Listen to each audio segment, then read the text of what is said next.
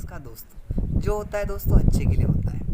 एक समय अकबर और बीरबल दोनों साथ में थे। तो अकबर तलवार घुमा रहे थे, तो उस समय उनकी उंगली कट गई। तो बीरबल ने कहा जो होता है अच्छे के लिए होता है। तो उस समय अकबर को बहुत क्रोध आया कि उन्होंने कहा कि मेरी उंगली कट गई और बीरबल कहता है जो होता है अच्छे के लिए होता है।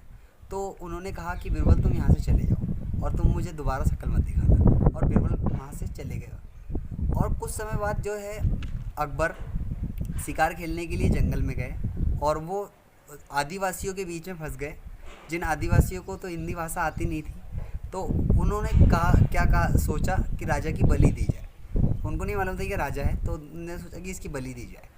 तो वो बलि देने के लिए जब गए, तो जब एक एक आदिवासी ने कहा कि इनकी उंगली की तरफ इशारा करके बताया कि इनकी उंगली कटी है और राजा को छोड़ दिया गया। राजा की तो बात समझ में नहीं आई, लेकिन उनको लगा कि यार ये उंगली के कटने की वजह से क्या है, मुझे छोड़ दिया गया।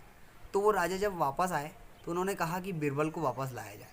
तो उन्होंने गांव में घोषणा कराई कि जो आधी धूप और आधी छाँव में आएगा मैं उसे उपयुक्त इनाम दूंगा। तो एक किसान के यहाँ बीरबल छुपा हुआ था।